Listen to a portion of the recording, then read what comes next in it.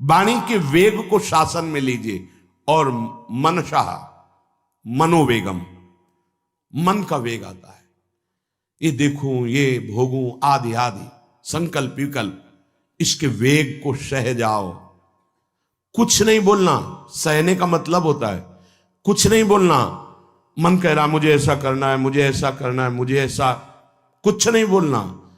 कुछ भी उसकी जलन जो हो रही है किसी से नहीं कहना, शांत गंभीर, खत्म। पर उपासक क्या करता है, जो कच्चा उपासक है, नहीं नहीं अब मेरे मन में आ रही, मेरे मन में जलन हो रही, मुझे ऐसा करना है, मुझे ऐसा नहीं। शांत, ना बोलना है जो मन में आ रहा है, ना उसकी जलन पर ध्यान देना है, अपने मंत्र नाम उपासना कर्तव्य में लगे रहो, शांत हो जाएगा। इसके शांत करने की युक्ति है, इसे मतलब मत रखो। जैसे एक पागल आदमी रोड में खड़े तुम्हारे ऊपर कंकड़ फेंके, थूके, गाली दे, तो अपने लोग क्षमा भाव से कि वो पागल है, ऐसे मन अभी पागल है, इसके निर्णय पे ना हो। ये क्षण क्षण में बदल, इसको भजन से मतलब नहीं है, इसको क्षण क्षण में नवीन नवीन प्रपंच चाहिए। ये मनशा वेगम, मनोवेगम, इसका स्वरूप यही है, यही बंधन और मोक्ष का कारण है। ये क्षण क्षण में प्रपंच चाहता है। 5 ज्ञानेंद्रियों के द्वारा ये जाल रचा करता है जीव को फंसाने का। जहां हो, जैसी परिस्थिति में हो, बहुत अच्छी परिस्थिति भगवान ने दी, उसी परिस्थिति में भजन कर ले जाओ। परिस्थिति बदलने की जरूरत नहीं है, भजन करने की जरूरत है। भजन कर ले गए तो स्थिति बदल जाएगी, परिस्थिति नहीं। परिस्थितियां कहीं भी अनुकूल नहीं होती, स्थिति अनुकूल बनाई जाती। भजन के द्वारा स्थिति, जीवन में कभी कोई परिस्थिति ही ऐसी नहीं रही जिसमें भजन किया जा सके। जीवन में पूरे, अगर पूरे जीवन के तारतम्य को देखते हैं तो एक कष्ट की वेदी पर स्वाहा ही स्वाहा होता रहा है। जीवन की आहुति केवल कष्ट पर, और आज भी कष्ट ही कष्ट। फिर आप सोचोगे सुख किसे कहते हैं? ऐसे कांटों वाले पेड़ पर ऐसा सुगंधित फूल खिलता है कि जिससे परमात्मा मुग्ध हो जाता है। जीवात्मा नहीं, परमात्मा मुग्ध हो जाता है। वो ये मार्ग है। उस सुमन को लेकर वो अपने श्रृंगार में लगा लेते हैं। सुमन, सुंदर मन, ये कांटों पे खिलता है। जैसे गुलाब का फूल कांटों पे नहीं खिलता, हाँ ये कांटे हैं। हर द्वंद की पीड़ा को सहता हुआ जब उपासक आगे बढ़ता है तब सुमन खिलता है। उस सुमन को प्रियाजू अपने केश पास पे धारण करती है। उस सुमन को प्रियाजू अपने कर कमल में लेती है। अगर आप सहना नहीं सीखे, मांगे बनी रही हृदय की, ऐसा हो तो भजन हो सकता है, ऐसा हो तो भजन, तो लिख लो आप। मन बहुत चंचल है, इसको हर समय नवम नवम नवम, जहां जैसी परिस्थिति उसी में भजन करके निकल चलो। गृहस्थ में हो, विरक्त में हो, गांव में हो, शहर में हो, जहां जैसी परिस्थिति, परिस्थिति बदलने की कोशिश मत करो, स्थिति बदलने की कोशिश करो। जिनको लगता है परिस्थिति बदल जाएगी तो भजन होने लगेगा, नहीं। भजन होने लगेगा तो किसी भी परिस्थिति में भजन होने लगेगा। भजन नहीं तो किसी भी परिस्थिति में नहीं होगा, पक्का समझ लीजिए। इसलिए मनोवेगम, ये जो मन का वेग आ रहा है, इसको आप सहना सीखो और प्रियाजू पर भरोसा रखो। उनको जैसी परिस्थिति देनी होगी दे देंगी ना, भरोसा रखो। अगर मांग मुख से निकाल दी तो अधूरापन साबित हो जाएगा कि हमको ये खाना पीना, ये हमको पहनना, ये ऐसी परिस्थिति, ये ऐसी छोड़ दो। जोई जोई प्यारो करे सोई मोहि भावे। शांत हो जाओ, मन के वेग को सह जाओ। क्रोध वेगम, महाप्रभु कह रहे कुत्सितवाद विकार है। समस्त विकारों में प्रधान विकार होता है काम। काम से ही क्रोध का प्रादुर्भाव होता है। क्रोध एक वृत्ति है जो आने जाने वाली, स्थायी कोई नहीं है। जिस समय आपके अंदर क्रोध आए इस समय मौन होकर हट जाइए वहां से, तुरंत जाकर थोड़ा ठंडा पानी पिए, प्रभु के चरणारविंद की तरफ अपनी वृत्ति को ले जाने की कोशिश कीजिए। उस व्यक्ति से चिंतन हटाइए जिससे क्रोध आ रहा है, उस व्यक्ति की उस क्रिया से चिंतन हटाइए जिससे क्रोध आ रहा है, हट जाइए। ये क्रोध का वेग अगर आता रहा तो भजन करने पर भी अनुभव नहीं हो पाएगा। एक बार अच्छे से क्रोध आ जाए, अंदर हृदय जल जाए, तो 1 महीने भजन के प्रभाव को रोक देता है पूज्य बाबा के उसमें। फिर आप अगर 12 बार साल में आ गया तो क्या अनुभव में आ गया। इसीलिए 20-20, 50-50 वर्ष हो रहे हैं, कुछ अनुभव में नहीं आ रहा। बहुत सावधान। क्रोध हमारा नाश करता है, किसी और का नहीं। हमारे भजन का, हमारे हृदय के आनंद का, हमारी वृत्ति का बड़ा हल्का स्वरूप हो जाता है क्रोधी पुरुष का। इसलिए क्रोध को सहना है, उसके वेग को सहना है। वाणी के वेग, मन के वेग और क्रोध के। अगर क्रोध के वेग को सह गए तो अगला है हिंसा का वेग। वो अपने आप सह जाओगे, क्योंकि क्रोध से ही हिंसा होती है। हिंसा का वेग, वाणी के द्वारा बहुत हिंसा होती है। ऐसे कठोर वचन बोल दिए जाते हैं जो हृदय को चुभते रहते हैं। बाहर का डंडा लगा है, पिटाई हुई तो 2-4 दिन में ठीक हो जाएगा, लेकिन हृदय में जब पिटाई की जाती है कठोर वचन के द्वारा, तो 10 साल बाद अगर दिखाई दे तो फिर ये वो बोला था, ऐसा बोला था, वो हृदय में घाव बना रहता है। वाणी का हिंसात्मक स्वरूप प्रायः क्रोधी जनों में ही पाया जाता है। अगर क्रोध वेग को सह गए तो वाणी के द्वारा हिंसा नहीं होगी, और मन के द्वारा मलिन हृदय में हिंसा का भाव होता है कि चलो हम वैष्णव में मारेंगे तो नहीं, पीटेंगे तो नहीं आपको, लेकिन भगवान तुम्हारा नाश करेंगे, भगवान बहुत जल्दी, ऐसा भाव मन में, ये भी हिंसा है। शरीर के द्वारा तो ना वाणी के द्वारा, ना मन के द्वारा, ना शरीर के द्वारा। क्यों? उसके हृदय में भगवान बैठे हैं, हमको उनको रिझाना है, हमें निर्दोष होकर भगवत प्राप्ति करनी है। ये हजारों दोषों की पंक्तियां यहां हैं। कोई कह दे हम निर्दोष हैं, हमें लगता है कि यही सबसे बड़ा दोष है। नहीं तो अंदर देखा जाए ना तो क्रम क्रम से धीरे धीरे निर्दोष हुआ जा रहा है प्रभु की कृपा से। कोई जन्म से निर्दोष नहीं होता, वो तो अवतार होते हैं भगवान के।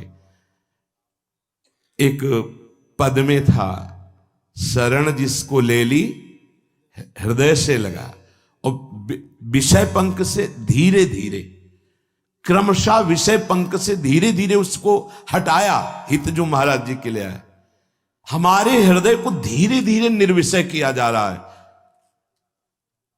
और सहत सहत बाढ़े भगत ग्रहतन गुरु हितगार, इन दोनों का मिलान कर धीरे धीरे सहाते सहाते हमें निर्विषय किया जा रहा है। आचार्य चरण, इष्ट देव, गुरुदेव कर रहे हैं। हमको राजी रहना है। जैसी परिस्थिति है, जैसी भी हमें गुरुदेव रख रहे हैं, इष्ट देव रख रहे हैं, हमें राजी रहना है। इससे क्या होगा कि हमारे अंदर क्रोध नहीं आएगा, गुस्सा नहीं आएगा। नहीं, ये इतना बेईमान मन है कि इष्ट देव पे भी गुस्सा कर सकता है, ये आचार्य पे भी गुस्सा कर सकता है, ये परम कृपालु गुरुदेव पर भी गुस्सा कर सकता है। क्रोध वेग सह गए तो वाणी और मन और शरीर के द्वारा जो हिंसा का वेग है उससे बच जाएंगे। फिर कह रहे हैं उदर वेगम, उदर वेग भूख। आप लोगों को तो हमें लगता है कि इस वेग को सहना ही नहीं पड़ता। ये जो विरक्त गंगा किनारे घूमने वाले हैं, इनको ज्यादा इस वेग को सहना पड़ता था, क्योंकि प्रायः कभी ऐसे शाम के समय पहुंचना होता, जब आप गंगा किनारे नहीं रुक सकते तो आश्रम, अब वहां पूछ लिया तो पूछ लिया, नहीं पूछ लिया तो राधे श्याम पढ़े। अगर कोई मंदिर मिल गया तो हम आश्रम आदि कोई खोजना ही नहीं, गांव में तो जाना ही नहीं है, क्योंकि नवीन अवस्था में कभी गांव में भिक्षा भी नहीं मांगी, आकाश वृत्ति का ही आश्रय लिया जो शास्त्र सम्मत। गांव में कभी पूरे जीवन में किसी गांव में किसी एक रात्रि किसी घर में कभी शयन नहीं। गांव के किनारे मंदिर मिला या कोई आश्रम संत जनों का, तो वहां भूख के वेग को जो सह जाए तो भजन में बहुत रुचि हो जाती, क्योंकि भजन से चित्त हटेगा तो भूख व्याकुल करेगी, और उसकी व्याकुलता से बचना है तो भजन में लगना पड़ेगा। और आपको सच्ची कहते हैं कि कई कई दिन भोजन न मिलने पर भी शरीर में गंगा जल के कारण कभी कमी महसूस नहीं हुई। जो दूध में पावर है उससे अधिक सामग्री गंगा जल में है।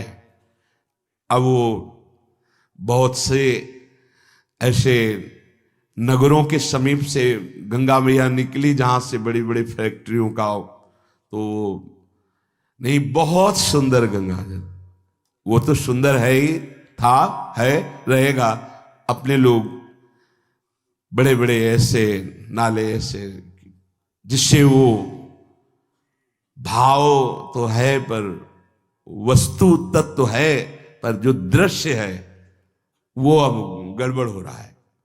ऐसे यही बड़ा नाला गिर रहा है सामने जाके, अब वहां ऐसे रज लेके ऐसे लगाओ तो दुर्गंध युक्त निकलेगी, क्योंकि वो ऐसे देखो तो ऐसे पदार्थ बहते नजर आ रहे कि अब ये दुर्भाग्य ही है समय का कि परम पावन गंगा यमुना जैसी नदियां जहां स्नान आचमन और भरपेट जल पीकर परम पवित्र और भगवदानंद में डूबा जाता था, वो भी सौभाग्य छिन रहा है। तो अगर सब सुविधा है तो भी हफ्ते 10 दिन में एक बार इस वेग को सहना तो सीखे। कस के भूख लगे और आज नहीं पाएंगे। एक दिन किसी व्रत का अनुष्ठान करने के लिए हम नहीं कह रहे, लेकिन इस वेग का आनंद तो लीजिए ना कभी। एक टाइम का छोड़ दीजिए, एक दिन केवल हफ्ते में सुबह थोड़ा ले लिया, बस अगले सुबह लेंगे थोड़ा, तो आपकी दिनचर्या नहीं बाधित होगी। आपको तो मिल रहा है ना, मिल ही नहीं रहा था। जो उदर वेग है, भूख में भजन का एक तार जुड़ता है, ये देखा है। क्योंकि ना तो नींद आएगी और ना कहीं और कोई प्रपंच की गुंजाइश है, क्योंकि उदर वेग जब भूख से व्याकुल जी होता है तो बचने के लिए एक ही उपाय है, केवल भगवत चिंतन। हटो उसके चिंतन से। ये पूर्व के संतों ने बहुत कष्ट पूर्वक भजन करके जो लाभ प्राप्त किया है वो आप लोगों को सहज में मिल। कभी कभी अपने को इससे परिपक्व करना चाहिए। जैसे शास्त्रीय पद्धति में महीना में 2 तो व्रत है ही हैं, 15 दिन में एक एकादशी, 15 दिन में एक एकादशी। वो इसीलिए रखा गया है सार्वजनिक रूप से कि वो संयम को ना कर पाए, तो 15 दिन में एक दिन संयम पूर्वक पवित्र भजन। अपने लोग जानबूझकर हफ्ते में एक टाइम छोड़ दें या एक दिन कभी ऐसे, तो उदर वेग को सहते हुए भजन। उदर वेग देख लो, उदर वेग को सहने के लिए तो अगला जो बात कह रहे हैं वो अपने आप सह जाओगे। जैसे क्रोध वेग को सह गए तो हिंसा वेग पर आप शासन कर लेंगे, ऐसे उदर वेग को सह गए तो उपस्थ वेग को सह जाएंगे। उपस्थ वेग कहते हैं जनेन्द्री के कामोपभोग को। जब पेट में भरपेट भोजन ही नहीं है ना, तो और कुछ चिंतन ही नहीं रहा। यौवन अवस्था जवानी ऐसे भगवान ने काटी है कि याद ही नहीं रहा कि संसार का कोई सुख होता है। वह एक लक्ष्य ब्रह्माकार वृत्ति कैसे कैसे तत्वबोध हो, बस कठिन से कठिन जहां वैराग्य की भूमिका वहां कूद जाना, उसी में स्थिति में आने की कोशिश करना, देह राग का त्याग करना, ये युद्ध चल रहा था। बड़ी कृपा है। उपस्थ वेग, इसका जनेन्द्री का वेग आता है। जो स्कूल में आदतें जिनकी गंदी हो गई बच्चों की, फिर आगे वो संयम में, उनको बहुत बाधा है। कई ऐसी क्रियाओं से वो जानकारियां रख लेते हैं कि जो अपना सर्वनाश करने के लिए पर्याप्त है। उपस्थ का जब वेग आए तो सहने की सामर्थ्य उसी की आएगी जो उदर वेग को सह जाता है, पक्का। किसी उपासक को देखा बहुत शरीर कृश हो रहा है, तो पूछा क्यों, भोजन क्यों नहीं करते, आप ऐसे कैसे हो रहे, पहले तो आप ऐसे नहीं थे, आप तो पहले बहुत स्वस्थ थे, फिर क्यों, कहा ऐसे नहीं, बताइए क्या, ज्यादा आवश्यकता नहीं है, जीने के लिए बस प्राण पोषण के लिए डाल लेते हैं, क्योंकि जो शांति चाहिए वो तो इतने से मिलेगी ना।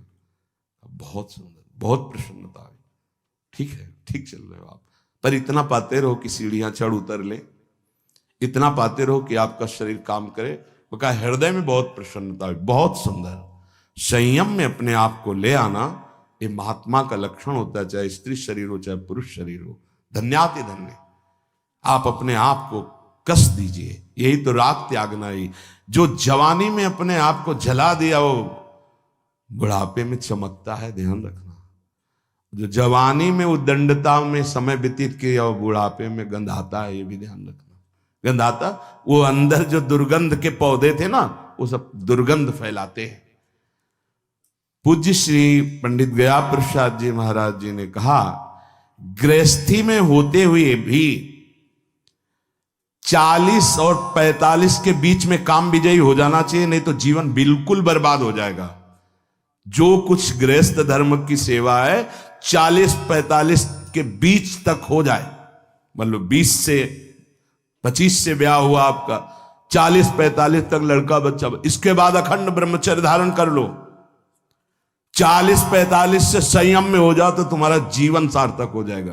पूज्य पंडित गया प्रसाद जी महाराज, बहुत जरूरी है उपस्थ जनेन्द्री के वेग को सहना, पर हर वेग अपने आप में बहुत कठिन है, पर एक दूसरे से इसका तारतम्य है। यदि उदर वेग रसेंद्री को आप शासन में ले लिए तो जनेन्द्री को आप शासन में ले लेंगे, और अगर रसेंद्री को शासन में ले लिया तो जनेन्द्री को शासन में ले सके असंभव, पक्का। और जनेन्द्री रसेंद्री के सब खिलवाड़ चल रहे, तो परमार्थ और भगवत प्रेम प्राप्ति तो सब अभ्यास जिनका भगवदाकार हो गया है, वो विषयान ग्रहणम तो मुंचंत हुआ। जब इंद्रियों पर शासन बाबा ने अपने किया तो 24 घंटे में एक कवल पाते थे, एक कवल, आश्चर्य होता है। ऐसे सामने दाल रोटी सान ली गई और एक कवल जितना, बाबा सिद्धासन पद्मासन का से। और जब भगवदानंद ब्रह्मानंद में 70 घरों में एक दिन में भिक्षा में जाते थे, एक दिन भिक्षा। अब वहां गए तो एक कवल तो पाया ना, तो 70 कवल हो गए। विषयान ग्रहणंत मुंचंत हुआ, कोई फर्क नहीं पड़ा। पर हम क्या होता है कि स्थिति होती नहीं तो सिद्धों की नकल करने लगते नहीं। पहले हम साधक हैं, पहले हमारी इन वेगों पर विजय प्राप्त करने की वृत्ति आनी चाहिए। वाणी का वेग, मन का वेग, क्रोध का वेग, हिंसा का वेग, उदर का वेग और जनेन्द्री का वेग, एतान वेगान सहते यस्तु विद्वान, वही शास्त्रों के रहस्य को जानने वाला परमार्थी है जो इतने वेगों को सह जाए। निंदा चास्य हृदयम नोपहन्यात, इसके बाद जब उसकी निंदा हो तो उस पर कोई फर्क नहीं पड़ना चाहिए। इसके बाद जो इन सब वेगों को सह गया है, अब उसकी निंदा हो रही, कोई निंदा कर रहा है तो उसको आनंद पूर्वक सह जाए। ऐसा क्यों कहा? इसके बाद अगर दोष है, निंदा हो रही, तब तो संभालना ही, ये गलती हो गई आपसे। जब आप दोष रहित है फिर निंदा हो रही तो आनंद पूर्वक आपको उसका विरोध नहीं करना, सहना है, क्योंकि ये सहना बिल्कुल भगवत साक्षात्कार के नजदीक ले जाएगा।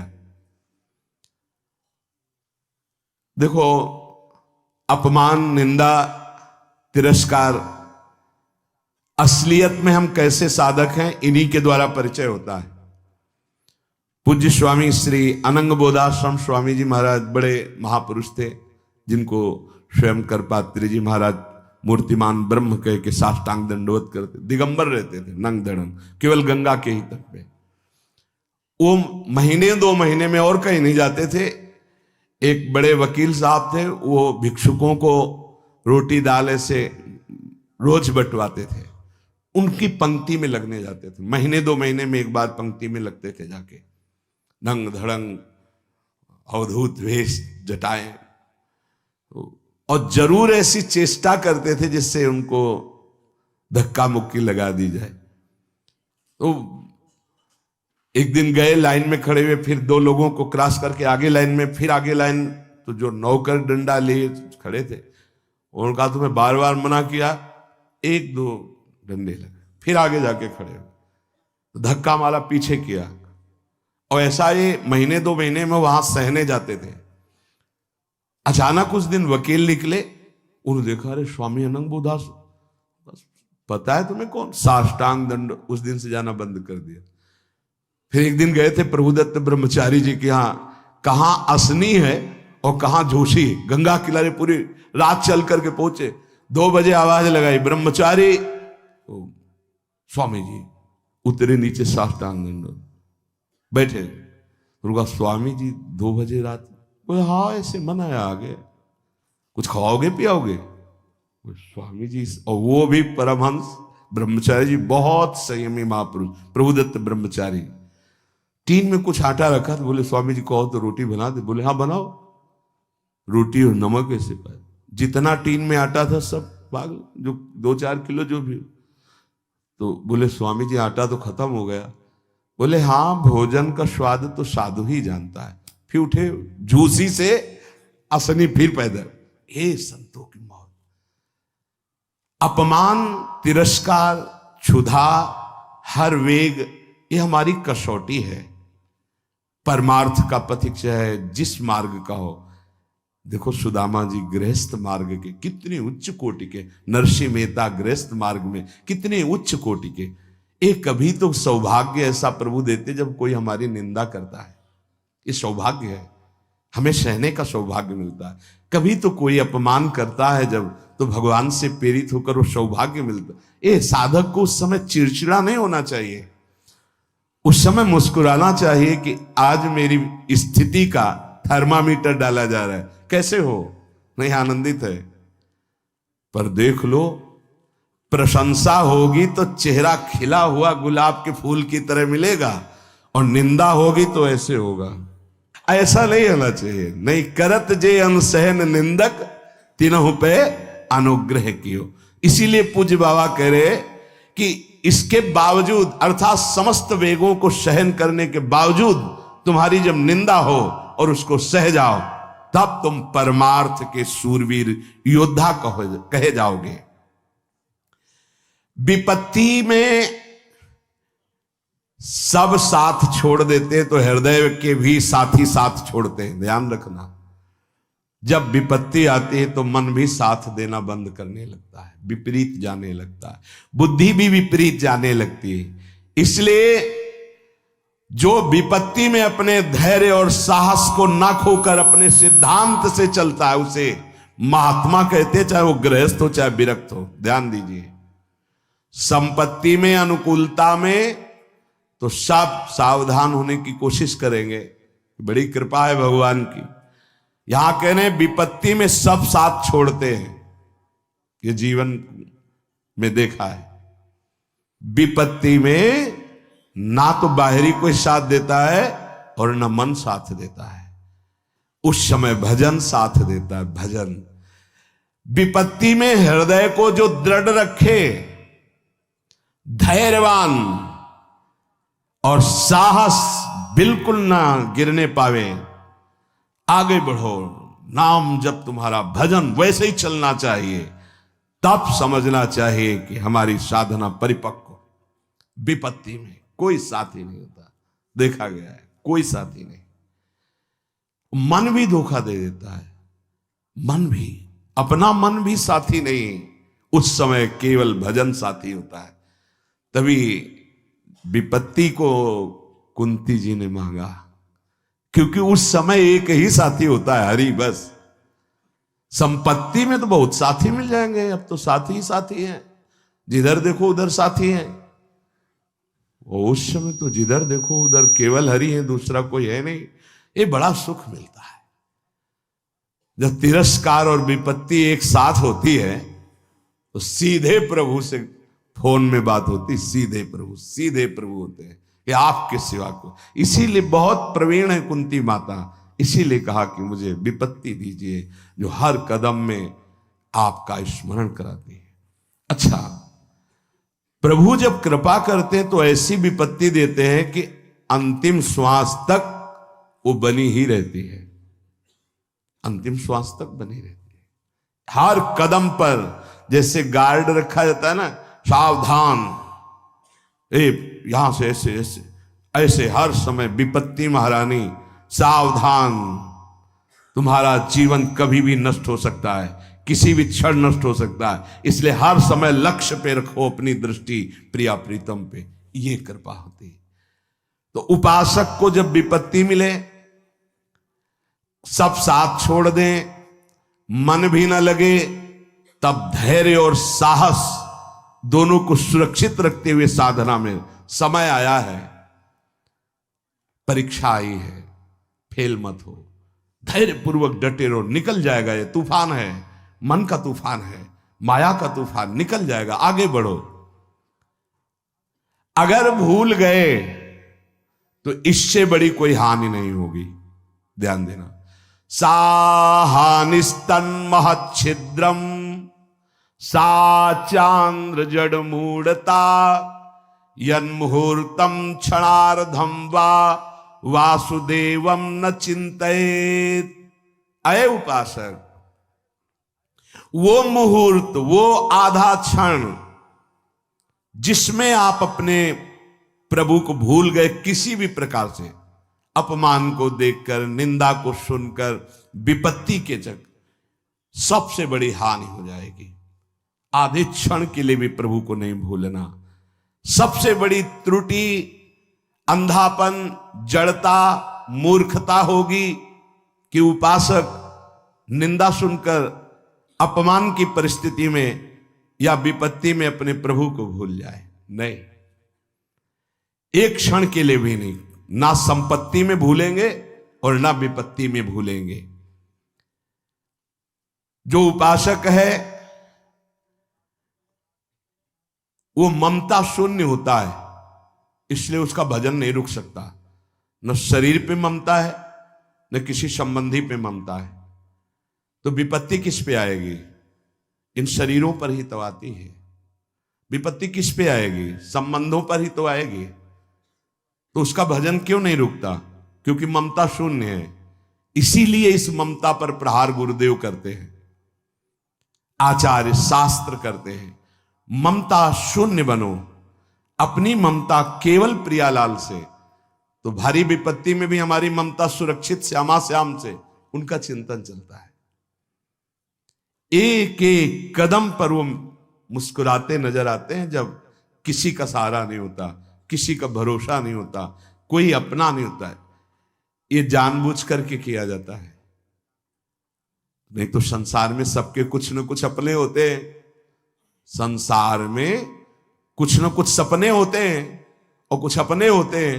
जानबूझकर सब सपने मिटाए जाते हैं और सब अपनेपन मिटाए जाते हैं। हमारा स्वप्न भी प्रभु होते, कल्पना, भावना, चाहत, गति, जो हमारे प्रभु होते हैं, हमारा अपनापन भी प्रभु से होता है। अब व्यवहार में सब अपने हैं। अब देख लो, पहले एक बार अपनापन हटाया, ममता हटाई, प्रभु के चरणों में रखी। इसके बाद अब सबसे प्रभु भाव से नाते नेह राम के मने, अब कोई फर्क नहीं। पर अभी ममता से समता में नहीं पहुंचे, इसलिए ममता हटानी है। एक बार हटाओ, अपने शरीर से, अपने संबंध से, अपने इंद्रियों के भोगों से ममता हटाकर श्री जी के चरणों में। एक अहमता ममता ये जग में है दुखदाई, ये जब श्री जी की ओर लगे तो होत परम सुखदाई। उपासक को क्यों विघ्न नहीं पड़ता भजन में? क्योंकि उसकी कहीं ममता ही नहीं होती। अमुक पधार गए, आओ तो मृत्यु लोक है, जाना ही है, राधा राधा राधा। बलराम ब्रजवासी बताते हैं कि उनके बगल में एक गृहस्थ भक्त थे, तो उनका पुत्र मथुरा गया तो एक्सीडेंट से पधार गया और उनके 4 घंटे जप का नियम था, तो 2 घंटे हुए थे, वो जप रहे थे। सूचना आई कि आपके पुत्र का एक्सीडेंट हो गया और ऐसा ऐसा। तो उनका है या पधार गया? बोले पधार गया।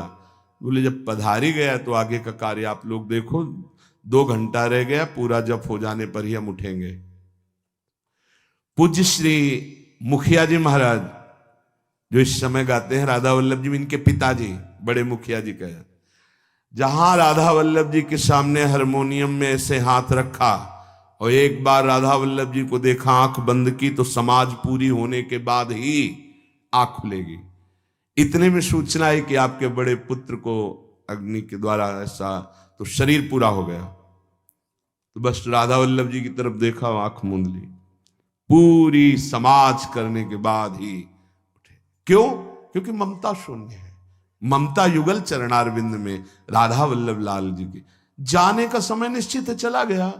अब हम श्री जी की सेवा में उसका मंगल ही होगा, ये आना बड़ा कठिन है।